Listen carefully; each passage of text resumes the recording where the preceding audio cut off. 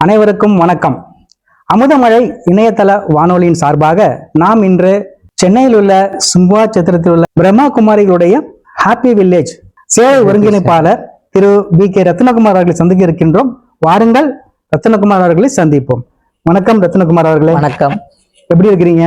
ரொம்ப நல்லா இருக்கும். அடாது மலையிலையும் விடாது புயல்லையும் சேவை பண்ணிட்டே இருக்கிறீங்க. கண்டிப்பா. ரத்னகுமார் அவர்களே, நீங்க இந்த ஆன்மீக இயக்கத்துல ரொம்ப காலமா இருந்துட்டு இருக்கிறீங்க, மிகவும் அனுபவப்பட்டவங்களா இருக்கிறீங்க.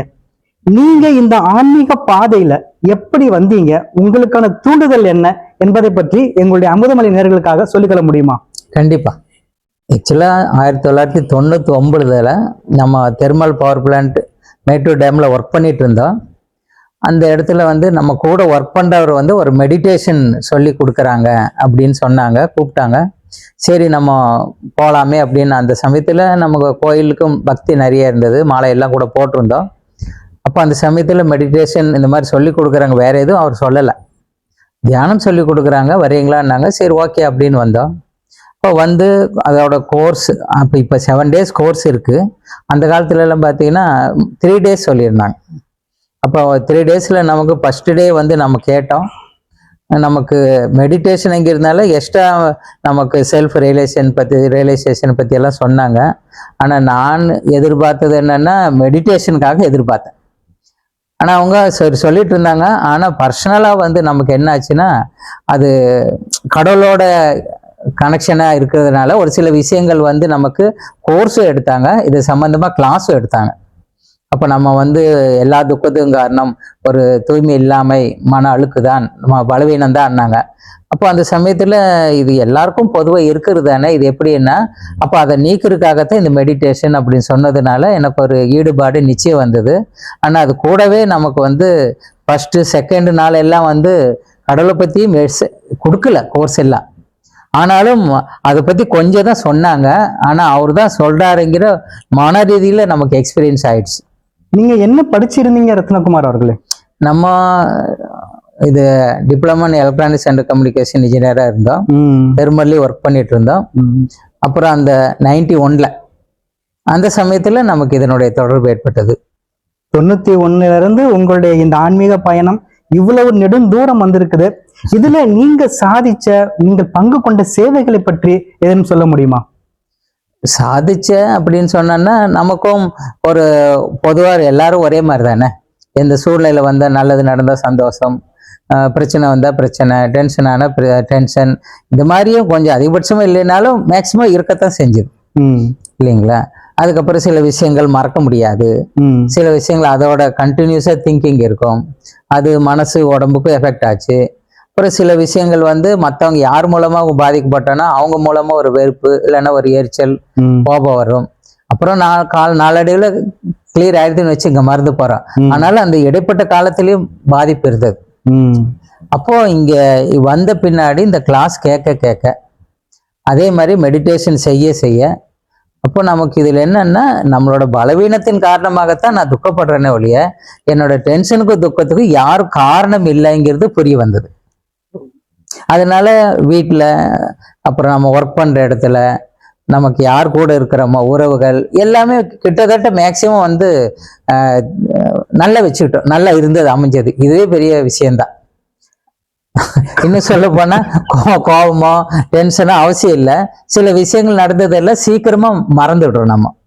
அதாவது மறக்காம மறக்கிறதுக்காக ட்ரை பண்ணோம், இங்க அதுக்கு ட்ரை பண்ண வேண்டிய அவசியப்படலை, தானாவே மறந்தது. உலகத்துல டென்ஷனுக்கு காரணம் அவங்களால இவங்களாலன்னு சொல்லிட்டு இருக்காங்க. ஆனா நீங்க அவங்கெல்லாம் காரணம் கிடையாது, நம்ம தான் காரணம், அது இங்க ஈஸியா முடிஞ்சு போகும். ரொம்ப அழகா சொல்லியிருக்கிறீங்க, ரொம்ப பிடிச்சிருக்குது எனக்கு. இதுக்கு உதாரணத்துக்கு சொல்ல போனோம்னா, இப்போ 2019 18-19 எல்லாம் கொரோனா பீரியடு நிறைய பீக்ல இருந்த சமயம். இப்போ அந்த சமயத்துல எல்லாம் நம்ம பார்த்துருப்போம், நிறைய பேருக்கு எஃபெக்ட் ஆச்சு. அதுல ஒரு சிலர் சரியாயிட்டாங்க, ஒரு சிலர் இறந்து கூட போயிட்டாங்க. சிலருக்கு எஃபெக்ட் ஆகவே இல்லை. அப்ப இறந்த இடத்துல நீங்க எப்படிங்க அவர் இறந்துட்டாருன்னு கேட்டா, கொரோனானாலதான் இறந்துட்டாருன்னு சொல்லுவோம். அப்ப யோசிச்சு பாருங்களேன், இப்போ கொரோனானால இறந்துருந்தா உலகத்துல மொத்த பேர் இறந்து போயிருக்கணும். ஆனா ஒருத்தருக்கு எஃபெக்ட் ஆச்சு, சரியாயிட்டாரு. ஏன்னா அவரோட எதிர்ப்பு சக்தி ஓரளவு கண்டிஷன் இருந்தது, கொஞ்சம் கம்மி. சரி. அந்த எஃபெக்ட் ஆச்சு, மருந்து மாத்திரை கஷாயத்துல சரி பண்ணிட்டாரு. ம். இன்னொருத்தருக்கு பாத்தீங்கன்னா ரொம்ப லோ இருந்தது, அதனால பிக்கப் பண்றதுக்கு ட்ரை பண்ணாங்க, ஆனா உடம்பு ஒத்துழைக்கல. ம். அதனால உயிர் அந்த உடம்பு விட்டு பிரிஞ்சது. ம். சிலருக்கு எஃபெக்ட் ஆகவே இல்லை, ம். இல்லைங்களா? ஏன்னா எதிர்ப்பு சக்தி நல்லாவே இருந்தது. ம். அப்போ வந்து வெளியே இருக்கிற கொரோனா நம்ம கண்ணுலயும் பார்க்க முடியாது, அது ஒரு வைரஸ் தான், அது உலகம் முழுசும் ஸ்ப்ரெட் ஆச்சு. அது யோசிச்சு பாருங்க. அப்படி அது எஃபெக்ட் ஆயிருந்தேன்னா எல்லாருக்கும் எஃபெக்ட் ஆயிருக்கணும். ஆனா சில பேருக்கு எஃபெக்ட் ஆச்சு, சில பேருக்கு சரி ஆயிட்டாங்க, சில பேருக்கு இறந்து போயிட்டாங்க, சிலருக்கு ஒன்றும் ஆகலைன்னா காரணம் என்னன்னா கொரோனாவோ வெளியே இருக்கிற வைரஸோ சூழ்நிலை கிடையாது. நம்மளோட உடம்புல வந்து எதிர்ப்பு சக்தி குறைவு. பிரமாதம். இதை சரி பண்ணிக்கிட்டாவே எப்படி வந்து நம்ம மற்ற நோயிலிருந்து தப்பிச்சுக்கிறோமோ, அது எந்த நோயா இருந்தாலும் சரி. அதே மாதிரிதான் மனோ ரீதியிலும் சில பலவீனங்கள் தான் நமக்கு, என்னோட பலவீனத்தை வெளியே இருக்கிற பலவீனத்தை டென்ஷன் ஆக்குதே ஒழிய, எனக்கு பலவீனமே இல்லைன்னா நான் டென்ஷன் ஆகிறக்கோ கோவப்படுறதுக்கு அவசியமே இல்லை. இது நமக்கு இங்க மெடிடேஷன்ல தான் நமக்கு இறைவனே வந்து புரிய வச்சதுனால ஈஸியா எனக்கு எக்ஸ்பீரியன்ஸும் ஆச்சு. அதே மாதிரி முடிஞ்சாலும் அதுல இருந்து நான் விடுபடவும் ஆரம்பிச்சிட்டேன். பிரமாதம். ரொம்ப அருமையான உதாரணங்களோட ரொம்ப அழகா சொன்னீங்க. எனக்கு ரொம்ப நல்லா புரிஞ்சது. கேட்கறவங்களுக்கு இது புரியும் நான் நம்புறேன். அப்படின்னா இது சம்பந்தப்பட்ட சமூகம் சம்பந்தப்பட்ட சில நல்ல கேள்விகளுக்கும் நான் உங்கள்ட்ட கேள்வி கேட்கலான்னு இருக்கிறேன். கண்டிப்பா கேட்கலாம், கண்டிப்பா தாராளமா கேட்கலாம். ரொம்ப நன்றி ரத்னகுமார் அவர்களே. நம்ம முக்கியமான சில விஷயங்களை கேட்கிறேன். இளமை பருவத்திலிருந்து மாணவ பருவத்திலிருந்து வரேன். இப்போ நம்ம படிச்ச மாதிரி சூழ்நிலை இல்லை, காலம் இல்லை, மாணவர்கள் இப்ப அப்படி இல்லை. பெற்றோர்களும் கண்டிக்க முடியல, ஆசிரியர்களும் கண்டிக்க முடியல, அந்த மாதிரி சூழ்நிலையில இருக்குது. ஆனா மாணவர்கள் அவங்க தான் வருங்கால இந்தியா, வருங்கால உலகம் என்று இருக்குது. ஆனா மாணவர்களுக்கும் ஆசிரியர்களுக்கும் உள்ள உறவு கூட சரியா இல்லை. இந்த மாதிரி சூழ்நிலையில ஒரு நல்ல மாணவ பருவத்தை அமைத்து கொடுப்பதற்காக, ஒரு நல்ல எதிர்கால இந்தியாவை உருவாக்குவதற்காக பெற்றோர்களுடைய ஆசிரியர்களுடைய பங்கு என்னவா இருக்கலாம், எப்படி இருந்தா நல்லா இருக்கும்னு நீங்க நினைக்கிறீங்க? இப்போ ஒருத்தரை நம்ம உருவாக்கணும், நல்ல நிலையில கொண்டு வரணும்னா சம்பந்தப்பட்டவங்களோட மனநிலை நல்லா இருக்கணும். இப்போ நமக்கே வந்து ஒரு ஸ்மோக் பண்றேன், ட்ரிங்க்ஸ் யூஸ் பண்றேன்னா அந்த குடிக்கிறவங்களை பார்த்து நம்ம அட்வைஸ் பண்ணா ஏதோ நம்மளோட குறை தெரியாத வரையும் சரின்னு வேணா கேட்டுக்குவாரு. இப்ப நானும் அப்படித்தான் இருக்கிறேன்னா யார் கேட்கறது ரெடியா இருக்கிறேன்? கேட்க மாட்டாங்க. அட போய் போயிடுவாங்க, எல்லாம் எங்களுக்கு தெரியும், உங்களை பாத்துங்கன்றாங்க, இல்லைங்களா? அப்போ இங்க வந்து என்னன்னா ஃபர்ஸ்ட் செல்ஃப் தான். நமக்கு ஒருத்தர் பாருங்க, ஒருத்தருக்கு ஒன்று அட்வைஸ் பண்றேன்னா கூட இப்போ அவர் மேல ஒரு தப்பான அபிப்பிராயம் வச்சிருப்போம். இவர் என்ன சொன்னாலும் கேட்க மாட்டாரு, எவ்வளவு சொன்னாலும் புரிஞ்சுக்க மாட்டாரு அப்படின்னு நான் என்னோட மைண்ட்ல செட் பண்ணிக்கிட்டேன். ஆனா அவர் சரியாகிறதுக்கு எல்லாம் ஆலோசனையும் சொல்றேன், இல்லைங்களா? அந்த வெளி வார்த்தைகள் வந்து அந்த கொஞ்ச நேரத்துக்காக தான் அது எடுபடுமே ஒழிய பர்மனண்டா அவரை பத்தி என் ஆள் மனசுல என்ன ஒரு வச்சிருக்கிற விஷயங்கள் அதுதான் எஃபெக்ட் ஆகும். இருங்க. இப்போ ஒருத்தங்களை மேலோட்டமா பார்த்து சொல்ற என்ன சொன்னாலும் அது அவங்களுக்கு போய் குறைக்காது, புத்தி வரையும் போகும், மனசு வரையும் போகாது. அவங்களால திருந்த முடியாது, வெறுமன வார்த்தை வீணா போயிடும். ஏன்னா நானே மாற மாட்டாங்கன்னு செட் பண்ணி வச்சுக்கிறேன். என்னோட திங்கிங் என்ன சொன்னாலும் மாற மாட்டாங்க. நானும் 2 வருஷமா சொல்லிக்கிறேன், 5 வருஷமா சொல்லிக்கிறேங்க, அவர் மாற மாட்டார். நானே ஒரு முத்திர குத்துற மாதிரி குத்தி விட்டேன், இல்லைங்களா? அப்போ ஒருத்தர் மேல எனக்கு சொல்லணும்னா அவர் மேல இருக்கக்கூடிய என் மனசுல நெகட்டிவ் அபிப்பிராயத்தை நீக்கணும். அது எப்படி நீக்கிறது? பார்த்து பழகிட்டோமே, அவர் திருந்தவே இல்லையே, எப்படி நீக்கிறது? நீக்குதுன்னா நம்ம என்னன்னு பாத்தீங்கன்னா ஒரிஜினலா இதுக்கு வந்து செல்ஃப் ரியலைசேஷன் தேவைப்படும், இல்லைங்களா? அப்ப நம்ம எல்லாருமே வந்து ஒரு சின்ன மிஸ்டேக்னால தான் இவ்வளவு பெரிய பிரச்சனையே சமூகத்துல உருவாகுது. இப்போ ஒரு விதைன்னு வச்சுங்களேன், அந்த விதை தான் செடியாகி மரமாகி பூவாகி காய்கனி எல்லாமே வருது, இல்லைங்களா? அந்த விதையே இல்லாத எதுவும் எதிர்பார்க்க முடியாது. ஆமா. அதே போலத்தான் இங்க வந்து நமக்கு முக்கியமானது என்னன்னா, உலகத்துல பாருங்க, நம்ம உடம்பு நல்லா ஆரோக்கியமா இருக்கணும்னா சத்தான உணவு கொடுக்குறோம், இல்லைங்களா? இதே நல்ல உடம்பு நல்ல கண்டிஷனா இருக்குது, கெட்டு போன சாப்பாடு எப்படி உள்ள தள்ளி விட்டான்னு வைங்க, அது ஃபுட் பாய்சன் ஆகி ஏதோ ஆகி உடம்புக்கு எடுத்துரும். ஆமா. அப்போ உடம்புக்கும் நல்ல ஆகாரம் கொடுக்கணும். இதே ஒரு 4 நாள் கொடுக்கலன்னா எல்லா கவனம் பிரிச்சு உடம்புக்கு ரொம்ப சோர்வடைஞ்சு உடம்பு நமக்கு ஒத்துழைக்காது. அப்ப டெய்லி ஒத்துழைக்கணும்னால நல்ல உணவும் கொடுக்கணும், அதே சமயத்துல அதுக்கு கொடுக்குற சமயத்திலையும் கொடுத்துட்டே இருக்கணும். இன்னைக்கு நான் ஃபுல்லா சாப்பிட்டேன், இனி என் வாழ்க்கையில சாப்பிட வேண்டிய அவசியமே இல்லைன்னு யாரும் சொல்ல முடியாது. அந்த டைமுக்கு தான். அப்புறம் மத்தியானம் இருக்குது, சாயந்தரம் இருக்குது, ஏதோ சில காரணத்துக்காக தள்ளலாம். மத்தியானம் லேட் ஆச்சு, 4 மணிக்கு சாப்பிடலாம், 8 மணிக்கு சாப்பிடலாம், இப்படி இருக்கும், இல்லைங்களா? அப்போ அதே மாதிரி கொடுத்துக்கிட்டே இருக்கணும். ஏன்னா நமக்கு சுரக்கக்கூடிய சுரப்பிகள் எல்லாம் கூட நம்ம சாப்பிட்டாங்களா இல்லையான்னு எல்லாம் பார்த்துட்டு இருக்காது, அதோட வேலை அது செய்யும், இல்லைங்களா? அப்போ அதுக்காக அட்லீஸ்ட் முடியலனாலும் ஒரு பழத்தையோ இல்லை தண்ணியாவது குடிச்சு வைங்கம்பாங்க. அப்போ இது வந்து நம்ம மனசு, அப்ப அது மாதிரி ஒவ்வொருத்தரும் வந்து என்னன்னா இப்போ ஒரு செடி கொடி எல்லாம் இருக்குது, அதுக்கு நமக்கு தண்ணி தான் சாப்பாடு. அந்த தண்ணி ஊத்துனா ஒரு நாள் 2 நாள் இல்லைனாலும் பரவாயில்ல, கொஞ்சம் வாடினாலும் தண்ணி ஊத்துனா மறுபடியும் முளைச்சி நல்லா வந்து பசியேன்னு ஆயிடும், நல்லா நிமிந்து பார்க்கும். அப்ப அதுக்கும் ஒரு சாப்பாடு கொடுத்தா தான் அது ஒர்க் அவுட் ஆகுது, நமக்கு சமயத்தில் எல்லா பலனும் கொடுக்கும். இப்போ வண்டிக்கு ரொம்ப தூரம் போகணும்னு விரும்புறோம், அதுக்கு தகுந்த மாதிரி அதுக்கு சாப்பாடு பெட்ரோல் போடணும் இல்லைங்களா? அப்போ ஒவ்வொன்றும் ஏன் நம்ம செல்போன் டெய்லி யூஸ் பண்றது கூட சார்ஜர்னு ஒண்ணு போட்டா தான் அது வேலை செய்யும். அதுலயும் பாத்தீங்கன்னா ஒரு 30-20% ஆகும்போது செட் பண்ணி வச்சிருப்பாங்க, பேட்டரி லோனா சிக்னல் கொடுக்குது, ஏன்னா சீக்கிரம் சார்ஜ் பண்ணிக்கங்கன்னு.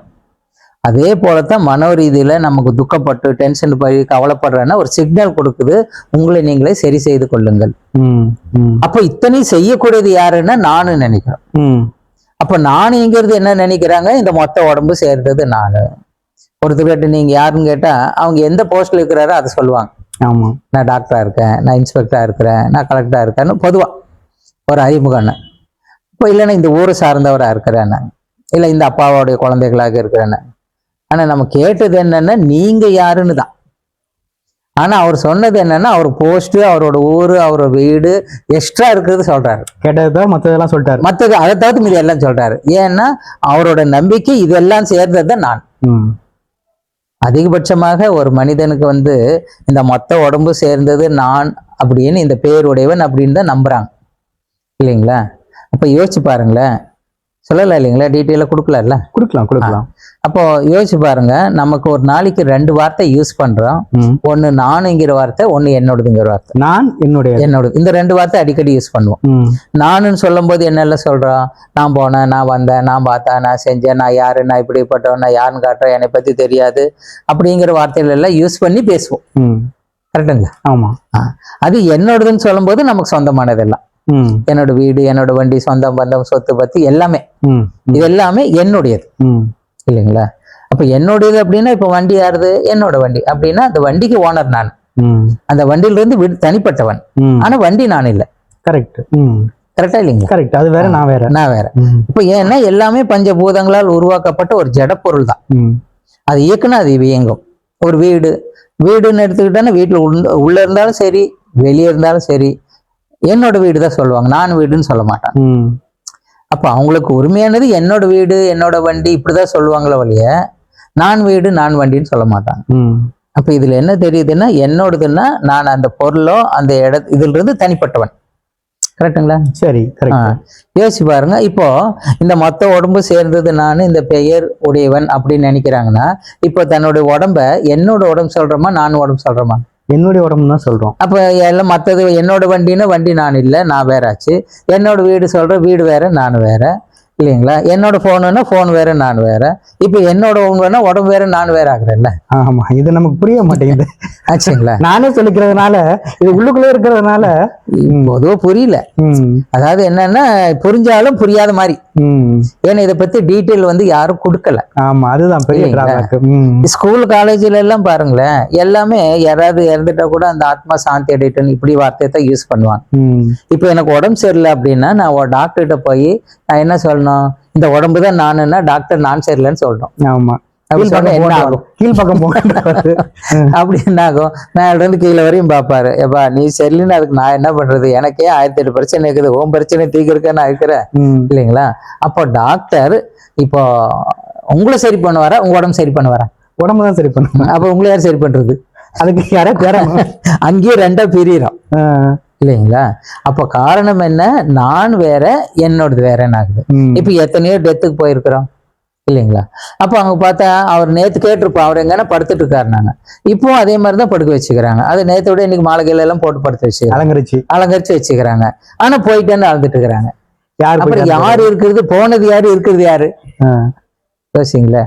அப்ப அங்க அழுகுறவங்களுக்கு என்னை விட்டு போயிட்டேன்னு தான் அழுறாங்க. ஆமா இல்லைங்களா? அப்போ போனது யாரு? சரி, அப்படியும் போயிட்டாருன்னு சொல்லும் போது அந்த உடம்பு தான் அவருன்னா அந்த எரிச்சோ புதைச்சோ எல்லாம் பண்ணி அந்த பவுடர் எல்லாம் வாங்கி தண்ணியில எல்லாம் கரைச்சே விட்டாச்சு. அப்புறம் 13-14 நாளைக்கு யாருக்கு சாப்பாடு போடுறாங்க? அதான் கரைச்சி விட்டீங்கல்ல. ஆமா, உடம்புன்னு நினைச்சோம், எல்லாம் கரைச்சி விட்டாச்சு. அப்புறம் சாப்பாடு யாருக்கு போடுறான்? அவருக்காக தான் போடுவாங்க. ஆமா, அது வருஷம் தேவசம் கொண்டாடுறது இருக்கு. ஆமா இல்லைங்களா? அவர் போயிட்டாரு அப்படின்னு சொன்ன பின்னாடி தான் அடுத்த காரியம் நடக்கும்.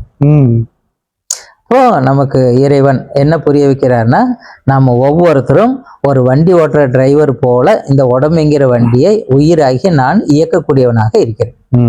உடம்பு வேற, உயிர் வேற.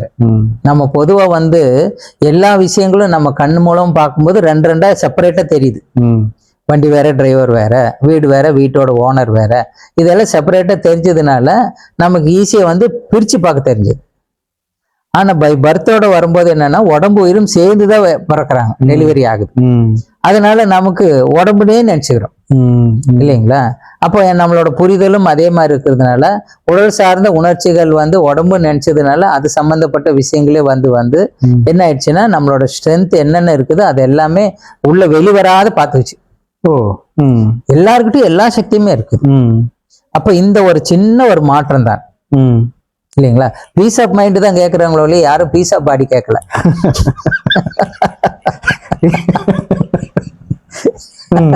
சரிங்களா?